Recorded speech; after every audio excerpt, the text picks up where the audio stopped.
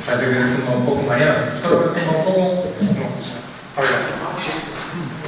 Decía que bienvenidos a todos a esta nueva edición del Foro Sindical de Izquierda Unida en la Comunidad de Madrid. La verdad que no podríamos comenzar esta reunión, en mi opinión, sin mostrar nuestra solidaridad y nuestro apoyo a los trabajadores de la limpieza viaria que están protagonizando en estos días una lucha ejemplar en Madrid, ¿no? Por lo tanto, vaya para ellos nuestro saludo, nuestro reconocimiento, nuestra solidaridad y nuestro apoyo, ¿no? Esta sesión del foro, que como conocéis celebramos más o menos cada 2 meses, va a tratar sobre el tema de pensiones, y básicamente porque entendemos en Izquierda Unida, en la Comunidad de Madrid, que este es el elemento determinante del conflicto social que nos va a acompañar al menos en estos meses, ¿no? Lo hemos titulado ¿por qué quieren recortar las pensiones? Y lo titulábamos así porque nosotros sabemos que no estamos ni ante la quiebra del sistema, ni ante un problema técnico, ni ante un problema demográfico, ni ante la supervivencia del sistema como muchos pretenden hacernos creer. Estamos claramente ante un intento que tiene una voluntad de conseguir, de imponerse, de hacer un nuevo recorte en lo que hemos venido a llamar el Estado social, ¿no? ¿Por qué? Por lo tanto, nos interrogábamos acerca de por qué lo quieren recortar. Básicamente, 2 cosas que nos pueden venir a la cabeza a la hora de tratar de desencuadrillar cuál es la voluntad que está detrás del recorte de las pensiones, ¿no? Una, aligerar las obligaciones del Estado y disponer de más recursos para respaldar la deuda privada de los bancos, que en la práctica se ha convertido en deuda pública. Esto que dicen que la prima de riesgo baja y que las cosas van mejor, pues tiene que ver con eso, porque con que se liberan recursos para garantizar que las deudas que los bancos españoles y el sistema financiero tienen con la banca internacional, pues queda salvo. Y otro, pues claramente lo hemos discutido y hablado muchas veces, para impulsar otro modelo de pensiones, un modelo mixto, un modelo público-privado. Se trata de que la pensión pública no garantizará, de imponerse todas estas reformas y todos estos recortes, no garantizará un salario parecido al que se tenía cuando se estaba trabajando, y por lo tanto, si uno quiere seguir más o menos igual, tendrá que ir necesariamente a una pensión privada que complemente la pensión pública. Para eso las leyes de planes y fondos de pensiones, que se están convirtiendo en un verdadero espolio también de lo que entendemos el Estado social, ¿no? Os sorprenderá, pero entre el 2008 y el 2013 el gasto fiscal que se ha dejado de ingresar, que el Estado ha dejado de ingresar como consecuencia de las bonificaciones de los fondos de privados de pensiones, es de 6.600 millones de euros, es decir, no es poco, ¿no?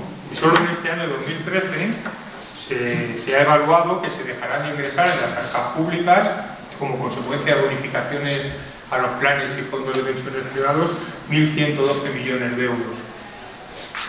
Se podrá decir que cuando estos fondos privados paguen las pensiones, en ese momento tributarán, pero claro, ahora estamos en el ciclo en el que se deja de ingresar al Estado el dinero que por el fisco hubiera podido corresponder, y no estamos todavía, como consecuencia del espacio temporal en el que nos movemos, en el momento en el que haya ingresos fiscales como consecuencia de estas pensiones privadas causadas. Por lo tanto, estamos únicamente dejando de percibir, ¿no? El alcance que tiene la reforma del Gobierno que se plantea, yo creo que ya empieza a ser conocido, los números están ya encima de la mesa. Un recorte medio de un 19% en una horquilla que va del 15 al 30%, como consecuencia de la aplicación de los distintos factores que incluyen, por una revalorización, el factor de sostenibilidad. El propio Gobierno reconoce 33.000 millones, según unos cálculos u otros, la horquilla, vinculados a las previsiones de inflación. La horquilla que manejamos es entre 50 y 70.000 millones, lo que verdaderamente va a representar el recorte, ¿no? Y para el 2033 prácticamente ya con el recorte aplicado, pues vamos a mover en rebajas del 38% con una horquilla entre el 30 y el 63%, ¿no? En la práctica todo esto, porque los números, pues la verdad que hay veces que ya que nos dejan un poco, verdaderamente a mí el dato que más me llama la atención, el dato que queda al final, un poco decir, bueno, todo esto, contando las dos reformas que se han hecho, la anterior y esta, en mi opinión el dato más significativo es lo que pretenden las reformas, y básicamente esta, es que el gasto en pensiones no aumente el 10% del Producto Interior Bruto. Es decir, con las leyes que teníamos de pensiones y la consecuencia de las cotizaciones de los trabajadores con unas largas carreras profesionales en este tiempo, tendía a situarse en el entorno del 17%. Y las reformas lo que hacen es achatar eso para que no pase en un caso del 13-15 con la reforma anterior y ahora que no pase del 10, cuando al final las reformas se asienten, si consiguen imponerlas, básicamente se va a gastar en pensiones el 10% del PIB, lo mismo que ahora para mucha más gente y para mucha gente que tenía unas expectativas de una pensión mejor, porque las pensiones que tenemos ahora, como bien conocéis todos, son una pensión media de 900 y pico euros, ¿no? Por lo tanto, claramente el objetivo, la voluntad,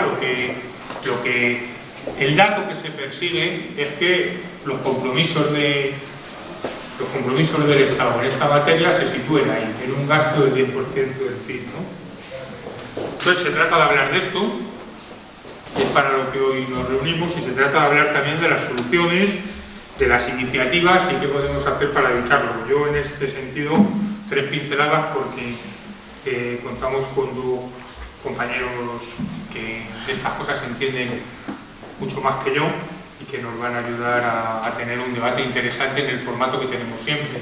Tendremos un rato de exposición y tenemos un rato para el debate, ¿no? En mi opinión, si pretendemos hablar de futuro, tendríamos que tener en consideración pues, al menos 4 o 5 cosas. Uno, darle relevancia al conflicto. No estamos ante una reforma menor, no es una cosa de un 5% arriba abajo, no es un recorte de los muchos y de los muchos que vendrán, es un recorte de fondo, es decir, tiene una voluntad, tiene calado y por lo tanto no es una cuestión menor. Además de un problema social, de un problema laboral, que hay que entender que es un problema político y por lo tanto o le damos una solución política o va a ser difícil conseguirlo. Es decir, la movilización podrá no tener un resultado inmediato, pero si no le damos una dimensión política y derrotamos políticamente a los responsables en la calle y en las urnas, esto no tiene salida. Por lo tanto, la movilización juega dos papeles: un papel de choque, es decir, de resistencia a las agresiones, pero juega también un papel determinante, y es que la movilización lesiona de forma irreversible las expectativas electorales del partido en el gobierno, y por lo tanto, si entendemos que es un problema político y que le tenemos que derrotar políticamente, le tenemos que desgastar necesariamente primero en el conflicto social. Por lo tanto, se trataría de orquestar, de organizar el cómo, y el cómo, en nuestra opinión, en la opinión de Izquierda Unida, es la convergencia social y política para hacer un bloque alternativo que sea capaz de convertir en programa de gobierno las reivindicaciones que la gente hoy está defendiendo y peleando en la calle, ¿no? Y luego, yo creo que un elemento que es determinante, con un sentimiento de derrota, no podremos enfrentar estos problemas. Hay que tener confianza en la victoria, en que podemos ganar, pero que la victoria no se sitúa en el umbral inmediato. La victoria se sitúa básicamente en una derrota del Partido Popular en cada una de las contiendas electorales a las que nos vayamos acercando, y por lo tanto darle desde lo social la dimensión política que el problema tiene. Bueno, yo creo que de estas cosas y de las que a cada uno se le ocurran interviniendo y en el debate después es de lo que podríamos hablar hoy, y para eso contamos, como ya os hemos anunciado reiteradamente en un número de correos que os hemos mandado, pues, con Carlos Berzosa, que todos le conocéis y necesita poca presentación, porque además de catedrático de Economía Aplicada, pues hemos conocido a todos del rector y en el mundo académico pues ha estado siempre presente, ¿no? Y con José Antonio García Rubio, que es nuestro secretario de Política Económica, Federal de Izquierda Unida. Nosotros hemos preparado en este tiempo una propuesta, hemos articulado una propuesta concreta en materia de pensiones que pensamos tiene una relevancia y puede tener en el futuro una relevancia para abordar estos problemas, ¿no? Y sin más, y ya casi seguro que con una presentación demasiado larga, pues le doy la palabra a Carlos